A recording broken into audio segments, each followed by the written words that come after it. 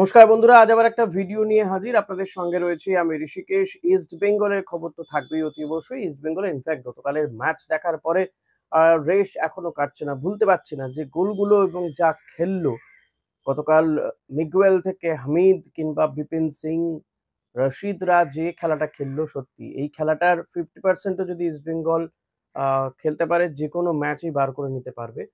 ইস্টবেঙ্গলের গতকালের যে ম্যাচটা আমরা দেখলাম, হতে পারে সেটা ইন্ডিয়ান এয়ারফোর্সের বিরুদ্ধে। হ্যাঁ, তো একটা বিষয় বলতে হচ্ছে যেটা খুব ভালো লেগেছে সেটা হচ্ছে ম্যাচের পরে এই অপারেশন সিঁদুর নিয়ে ইন্ডিয়ান এয়ারফোর্সকে বা ভারতীয় সেনাকে যেভাবে কুর্নিশ জানালো ইস্টবেঙ্গল সমর্থকরা কিশোর ভারতী স্টেডিয়ামে, সেটাও কিন্তু সত্যিই ভোলার নয়। এবং আমার মনে হয় ভারতীয় সেনাবাহিনীর এই যে অর্থাৎ এই যে ইন্ডিয়ান এয়ারফোর্স বা বায়ুসেনা যারা খেলছিলেন তারা শুধু নয়, সমস্ত সেনাবাহিনী বোধহয় এই জেস্চারটা দেখে আপ্লুত হবে এবং তাদেরও এটার জন্য বোধহয় গর্ব হবে। সত্যি আমরা ভারতীয় সেনাবাহিনীর জন্য গর্বিত। তারা যে একের পর এক কৃতিত্ব স্থাপন করে তার জন্য সত্যি গর্বিত। আর সেটা ইস্টবেঙ্গল সমর্থকরা গতকাল কিশোর ভারতী স্টেডিয়ামে আফটার দ্য ম্যাচ সেটা তারা শো করলো।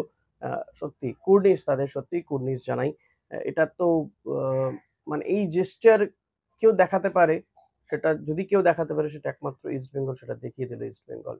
আ ইস্টবেঙ্গলের খেলায় আসি। ইস্টবেঙ্গল কোয়ার্টার ফাইনালে উঠে গিয়েছে। ইনফ্যাক্ট গতকালের ম্যাচের আগেই অর্থাৎ ইন্ডিয়ান এয়ারফোর্সের বিরুদ্ধে ম্যাচের আগেই কোয়ার্টার ফাইনালে উঠে গিয়েছিল ইস্টবেঙ্গল। কিন্তু গতকালের ম্যাচটা তবুও অস্কার জিততে চাইছিলেন যে একদম আনবিটেন অবস্থায় তারা কোয়ার্টার ফাইনালে উঠুক এবং যত সম্ভব প্লেয়ারদেরকে আ যাচাই করে নেওয়া হোক, পরখ করে নেওয়া হোক সেই চেষ্টাই করলেন। এবার এই পরখ করাতে কে এখনো পর্যন্ত বলব যে এখনো পর্যন্ত ফর্মের ধারে কাছে বা কিছুটা এসছে, এখনো কিছুটা সময় দিলে তারা ফর্মে ফিরবে। আরো ভালো ফর্ম হবে এবং বিধ্বংসী হয়ে উঠতে পারেন। সেটা যদি বলতে হয় একে তাহলে সেই কথাগুলো বলব আজকে। যেমন বলতে হয় হামিদ আহাদাদ, তাকে যত সময় যাবে সে কিন্তু সত্যি বিধ্বংসী হয়ে উঠবে।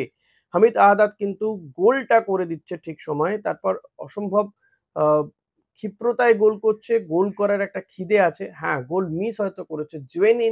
জেনুইন গোল মিস করেছে। আ তো সেটা হতেই পারে। কিন্তু আ যেটা বিষয় যে কতগুলো গোল করার চান্স তৈরি করেছে, কতগুলো গোলের আ চান্স ক্রিয়েট হয়েছে সেটা অনেক বড় বিষয়। এবং হামিদের মধ্যে যে খিদেটা আমি দেখলাম তাতে কিন্তু যত দিন যাবে ও যত টিমের সঙ্গে মানিয়ে নিতে পারবে, টিমের বাকি প্লেয়াররা আ যত মানে ওকে ভালো জায়গায় বল দিতে পারবে, সেটা কিন্তু তত মানে ততগুলো ম্যাচ কিন্তু আগামী দিনগুলোতে কিন্তু ভয়ংকর হয়ে উঠতে পারে এই হামিদ। যতদিন তিনি টিমের সঙ্গে এই কম্বিনেশন গড়ে তুলবেন, যত সময় পাবেন ততই ভয়ংকর হয়ে উঠবেন। আর তার ভয়ংকর হয়ে ওঠা কিন্তু আরেকজনের চিন্তা বাড়াবে, সেটা হচ্ছে দিয়ামান্তাকোস। কাল নামানোই হলো না দিমিকে। তো দিয়ামান্তাকোস কিন্তু যথেষ্ট টেনশনে বা চাপে পড়ে যাবে যে তার জায়গাটা কি হবে? সে কি রিজার্ভ বেঞ্চে বসেই সময় কাটবে? এই একটা কিন্তু প্যালপিটেশন উঠে যাবে। ফলত তার মধ্যেও অস্কার একটা ওই বিষয়টা ঢোকাতে চাইছেন তাগিদ, যে আমাকে ভালো খেলতে হবে ১ম ১১ এ আসতে গেলে। এটাই কিন্তু জাগিয়ে তুলতে চাইছেন। গতকাল ডেভিডকে চান্স দেওয়া হলো। ডেভিডের মধ্যেও অসম্ভব সেই খিদেটা দেখলাম যে গোল করার। যেন তেন প্রকারণে সে একটা গোল পেতে চায়। আর ভগবান তো বলেই সাহসীদের সঙ্গে থাকে। আর সেটাই কিন্তু হলো, যে চেষ্টা করেছে সে গোল পেয়েছে। ডেভিডও কিন্তু শেষ বেলায় এসে গোল করে চলে গেল। আমি আ ভীষণভাবে আরো একজন প্লেয়ারের কথা বলব, ভারতীয় প্লেয়ার এডমুন্ড রালনিন্ডিকা। কি অসম্ভব লোড নিয়ে খেলতে পারে প্লেয়ারটি এবং কি ভালো পাস বাড়ায়। প্লেয়ারটি নিজেও গোল করার সুযোগ পেয়েছিল এডমুন্ড রালনিন্ডিকা, কিন্তু দুর্ভাগ্য সে গোলটা করতে পারল না। আদারওয়াইজ কিন্তু অসম্ভব ভালো প্লেয়ার, বয়সটা কম এবং ইস্টবেঙ্গলের শুধু নয়, আমি বলব এডমুন্ড কিন্তু ভারতের জন্য অ্যাসেট। ভারত কেন তাকে ব্যবহার করছে না? অর্থাৎ ভারতের জাতীয় টিমে কেন এডমুন্ডকে আমরা দেখতে পাচ্ছি না? এটা আমার সত্যিই আক্ষেপ রয়েছে। আমার মনে হয় আমার মতন আপনাদেরও আক্ষেপ থাকার কথা। এডমুন্ড রালডিন্ডিকা, তাকে কিন্তু ভারতীয় দলে আমি দেখতে চাই এবং নিয়মিত দেখতে চাই। তাকে খেলাতে হবে, খেলতে দিতে হবে না? তাহলে তো প্লেয়ারটি আ ভালো খেলবে, খুলবে তার খেলা। আ এই প্লেয়ারগুলো সত্যিই অসম্ভব ভালো খেলেছে। ফলত কোয়ার্টার ফাইনালে যদি ডার্বি হয়, ডার্বি হওয়ার চান্স অনেক বেশি। ডার্বি হয় তাহলে কিন্তু তুল্যমূল্য খেলা হবে, দারুণ একটা খেলা হবে। আগের ম্যাচেই মোহনবাগান তারা ৫-১ গোলে জিতেছে ডায়মন্ড হারবারের বিরুদ্ধে। ইস্টবেঙ্গল ৬-১ গোলে জিতলো ইন্ডিয়ান এয়ারফোর্সের বিরুদ্ধে। তো এই অবস্থায় দাঁড়িয়ে দুটো টিম এক মানে আমি বলব এখনো যেহেতু অ্যানাউন্স হয়নি অফিসিয়ালি, তো সম্ভাবনা প্রবল। দুটো টিম মুখোমুখি হবে ১৭ই অগাস্ট। এই দুটো টিমের মধ্যে যদি দেখতে হয় তাহলে কিন্তু মোহনবাগানের ডিফেন্স কিন্তু খুব একটা ভালো অবস্থায় নেই। আ সেই দিক থেকে ইস্টবেঙ্গলের ডিফেন্স এখনো পর্যন্ত সেভাবে পরীক্ষায় পড়েনি। ইস্টবেঙ্গলের ডিফেন্সে আরো বেশ কিছু কাজ করার অতি অবশ্যই জায়গা রয়েছে। গতকাল আমরা দেখলাম রাকিবকে দেখেছি, কিন্তু রাকিবের বেশ কিছু নড়বড়ে ভাব রয়েছে। আমার মনে হয় যদি আ ডার্বি হয় বা পরের ম্যাচে হয়তো আমরা লালচুং নুঙ্গাকে আবার টিমে দেখব। কারণ লালকে গতকাল রেস্ট দেওয়া হয়েছিল। তো লাল ফিরলে ডিফেন্সটা আরো শক্তপোক্ত হবে, ভালো হবে। আরেকটা বিষয় যে বলার সেটা হচ্ছে এই প্লেয়ার গুলো কিন্তু ওপরে যাচ্ছে। ডিফেন্সের প্লেয়াররা যাচ্ছে অ্যাটাকে হেল্প করতে। অ্যাটাকের প্লেয়ার আবার ডিফেন্সে নেমে আসছে হেল্প করার জন্য। That's fabulous. আগুন ঝরানো পারফরম্যান্স তো দেখাচ্ছেন মিগুয়েল ফিগুয়েরো বা মিগুয়েল পেরেরা, যাই বলুন না কেন। অসম্ভব ভালো বুদ্ধিমান প্লেয়ার, ফুটফাট করে বল নিয়ে কাট করে ঢুকে যাচ্ছে। আর কি নিখুঁত পাস বাড়ায় ভাই। এই মিগুয়েল এবং রশিদ এরা আ এত সুন্দর পাস বাড়াচ্ছে, একেবারে প্রপার জায়গায় পাস। যে সেন্টার গুলো করছে, যে কর্নার গুলো করছে, মাথায়, মাথায় বল রাখছে, গোল। গতকালও তার করা কর্নার থেকে গোল হয়েছে। তো হ্যাটস অফ টু মিগুয়েল এবং অস্কারের, সত্যি এই প্লেয়ার গুলোকে যে অস্কার নিয়ে এসেছে সেটার জন্য অস্কারেরও একটা কৃতিত্ব প্রাপ্ত। অনেকেই মিগুয়েলকে নিয়ে অনেক রকম কথা বলেছিলেন। কিন্তু মিগুয়েল সেই সমস্ত সমালোচকদের মুখ একেবারে বন্ধ করে দিচ্ছেন তার পারফরম্যান্সের মাধ্যমে। এই মিগুয়েলও কিন্তু যত দিন যাবে তত আরো ক্ষুরধার হবে, আরো সে ফিট হবে। সেই দিক থেকে বলতে গেলে ইস্টবেঙ্গলের যে মাঝমাঠ, মিগুয়েল আর রশিদ এরা কিন্তু একদম ইঞ্জিনের মতন খেলছে। মিগুয়েল যেকোনো মুহূর্তে কিন্তু রং বদলে দিতে পারে ম্যাচের। মিগুয়েল, রশিদ, সাউল ক্রেসপো সেও কিন্তু ফর্মে ফেরার চেষ্টা করছে, পরিশ্রম করছে। গতকালও সে একটা গোল পেয়েছে। এই যে টাচ গুলো এরা দেয়, সাউল বা রশিদ, মিগুয়েল এরা কিন্তু অসম্ভব ভালো খেলছে। তো অস্কারের হাতে অপশন বাড়ছে অনেক বেশি। গতকাল জিকসনকে নামানো হয়েছিল। আমি দেখলাম অস্কার বলছেন জিকসনও যথেষ্ট ভালো খেলেছে। জিকসন মাঝমাঠে খেলছিল। তারপর যখন আনোয়ার আলীকে তুলে নেওয়া হলো, জিকসন চলে গেল সেন্টার ব্যাকে। এই যে অপশন তৈরি করে দেওয়া, সে হয়তো নিয়মিত সেন্টার ব্যাকে খেলে না, কিন্তু সেখানে নেমেও খেলতে হচ্ছে তাকে, খেললো সে। আ প্রত্যেকেই কিন্তু নিজেকে প্রুভ করার একটা আ সেই বিষয়টা অনুভব করছে এখন। এই গতবারের তুলনায় এবারের টিমটা তো ব্যালেন্স হয়েছে। মাঠেও সেই ব্যালেন্সটা দেখা যাচ্ছে। যত টিম কম্বিনেশন গড়ে উঠবে, যত বোঝাপড়া বাড়বে, এটা কিন্তু আরো ভয়ংকর হয়ে উঠবে। ফলত গতকাল আগুন ঝরানো পারফরম্যান্স, পরের দিন কি যে হবে কেউ জানে না। তো be aware of that. Mohun Bagan যে তাদের জন্য কিন্তু অন্য কিছুই অপেক্ষা করে আছে। এতটা সহজ হবে না ম্যাচটা। মোহনবাগানে অনেকে দেখছি অনেক রকম কথা-টথা বলছে। তো আমি বলব মোহনবাগানীদের একটু ধৈর্য ধরুন এবং ম্যাচটা উপভোগ করুন। কারণ ১৭ তারিখ যদি ডার্বি হয় তাহলে কিন্তু এবার ডার্বি কিন্তু এতটা সহজে জেতা হবে না।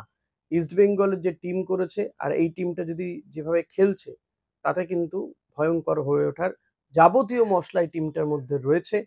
সে মিগুয়েল বলুন, হামিদ বলুন কিংবা আ রশিদ বলুন, এমনকি ভারতীয় ফুটবলার এডমন্ড কিংবা ডেভিড বলুন, নাওরেম মাহেশ, নাওরেম মাহেশও কি সুন্দর কাট করে ঢুকে যাচ্ছে, কি ভালো পাস দিচ্ছে।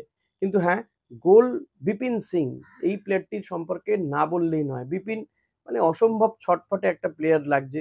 বিপিনের যে অনেকে বিপিনের বয়স নিয়ে অনেক কথা বলেছিলেন। কিন্তু বিপিনের যে দৌড়, যে ছটফটানি, গোল করার যে তাগিদ, এইটা বোধহয় এখন অনেকে ভুল প্রমাণিত হচ্ছেন। বিপিন সিং কিন্তু যেকোনো দিন ভয়ংকর হয়ে উঠতে পারেন। এবং সর্বোপরি বলবো অস্কারের ক্ষুধার বুদ্ধি, প্লেয়ার চয়ন করা, এটা কিন্তু হ্যাটস অফ বলতেই হবে। এখন দেখা যাক যে এই প্লেয়ারগুলো বড় টিমের বিরুদ্ধে কতটা ভালো খেলতে পারে। দেখুন মিগুয়েল এখনো পর্যন্ত গোল পায়নি। গোলের অনেকগুলো চান্স পেয়েছে, নিজেই ক্রিয়েট করেছে কিছু চান্স। গোলটা সে পায়নি। আমার তো মনে হয় বড় ম্যাচে মিগুয়েল গোল করে হিরো হবে। এটা দেখার অপেক্ষায় থাকবো আমরা যুবভারতী ক্রীড়াঙ্গনে।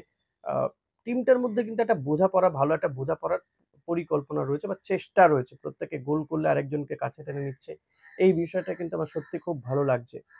হামিদের ২ টো ম্যাচে ২ টো গোল হয়ে গিয়েছে। আ রশিদও একটা গোল করলো। দূরপাল্লা শটে যে গোলটা করলো, এটা তো মিসাইলের থেকে কম ভয়ংকর ছিল না। তো যে কেউ যেকোনো জায়গা থেকে গোল করে দিতে পারছে। গোল মিস হচ্ছে অনেক। কিন্তু ক্রিয়েটও তো হচ্ছে। কি বিপুল চান্স ক্রিয়েট হচ্ছে, তার মধ্যে গোল হচ্ছে। তো কি মিস হলো এটা নিয়ে ভাবা ছেড়ে দিই আমরা বরং। আমরা বরং দেখি আগামী ম্যাচগুলোতে আরো কত চান্স ক্রিয়েট হয় আর কত গোল আমরা দিতে পারি। তো পরের ম্যাচটা কিন্তু মোহনবাগানের জন্য টাফ হবে, ইস্টবেঙ্গলের জন্য টাফ হবে। মোহনবাগান যথেষ্ট ভালো টিম, ব্যালেন্স টিম, এটা নিয়ে কোনো দ্বিমত নেই।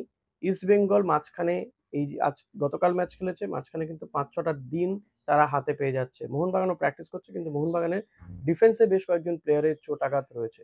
গতকাল বিষ্ণুকে কিছু সময়ের জন্য নামিয়েছিল কোচ, কিন্তু বিষ্ণুকে দেখে নর্মাল মনে হয়নি। তো আমার মনে হয় বিষ্ণু এই ৫-৬ দিনের মধ্যে ফিট হয়ে যাবে। বিষ্ণুকে ফিট মনে হয়নি, মানে গেম ফিট মনে হয়নি। তো হি নিড সাম টাইম।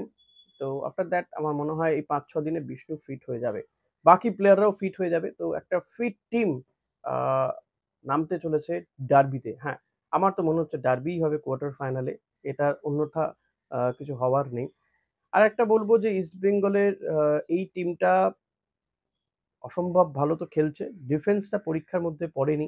তো পরীক্ষায় পড়লে দেখা যাক কেমন কি হয়। কেভিন সিভেলে অ্যাজ সাচ এখনো পর্যন্ত পরীক্ষায় হয়নি। আ দেখতে হবে সেদিকে। এর পাশাপাশি যেটা বলব, ভারতের অনূর্ধ্ব-২০ মহিলা টিম তারা এশিয়ান কাপে কোয়ালিফাই করেছে। তাদের জন্য একটা বিগ ক্ল্যাপ। নিঃসন্দেহে এটা কৃতিত্বের ব্যাপার। মহিলারা সিনিয়র টিমটা আগেই কোয়ালিফাই করেছে। এবার আন্ডার-20 এই টিমটাও কোয়ালিফাই করল।